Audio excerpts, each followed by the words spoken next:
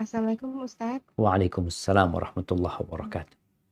Afwan Naam, Ustadz, ini tafadhal. pertanyaannya di luar tema mengenai keutamaan doa antara azan dan iqomah. Kalau perempuan kan kita sholatnya di rumah ya Ustadz, jadi Naam. mendengar azannya itu dari speaker masjid yang kadang itu sayup-sayup. Nah, apakah itu harus tetap dijawab Ustadz azannya walaupun sayup? Lalu kalau misalnya iqomahnya tidak terdengar, apa boleh setelah berdoa, lalu kita iqomah sendiri? Apakah itu tetap berlaku Ustadz mengenai mustajabnya doa?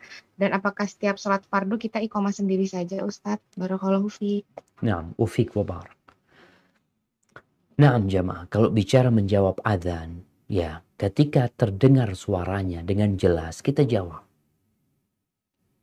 Karena memang ada adzan yang nggak terdengar, kita dengarnya barnya doang.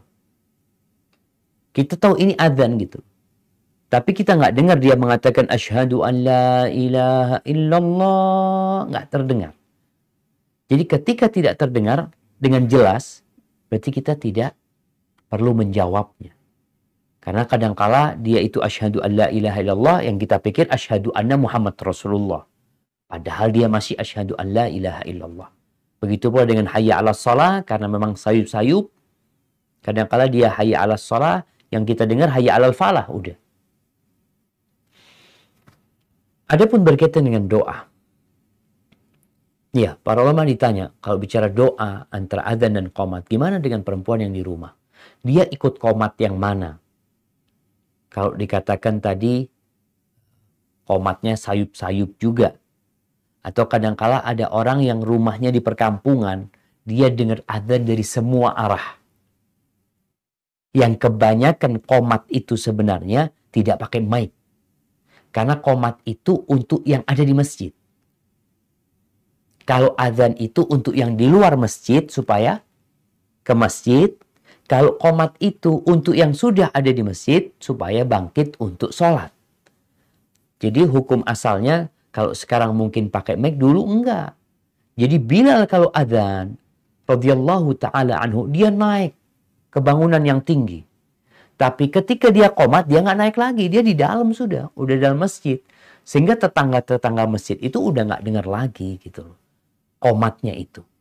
Terus gimana tentang doa yang antara adzan dan qomat? Iya, manfaatkanlah. Pokoknya setelah adzan kau berdoa. Berdoa terus. Minta sama Allah SWT.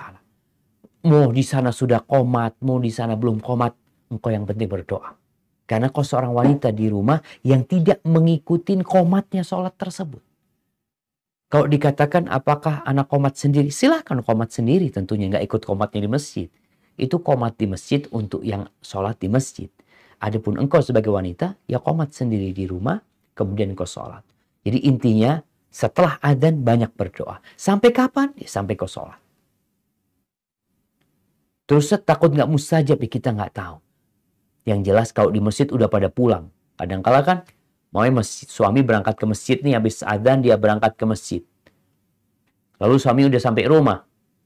Kita belum sholat. Apakah kemudian kita qomat antara waktu adzan dan qomat kita? 1 jam umpamanya kita baru sholat setelah adzan. Yang jelas berdoalah. Mintalah sama Allah SWT. Dan waktu yang paling tepat adalah setelah adzan. Qomatnya kapan gak ada urusan kau sudah. Karena kau gak di masjid, kau di rumah. Yang penting kau banyak-banyak berdoa. Dan Allah berjanji akan mengabulkan permohonan hamba. Hadza wallahu a'lam bissawab.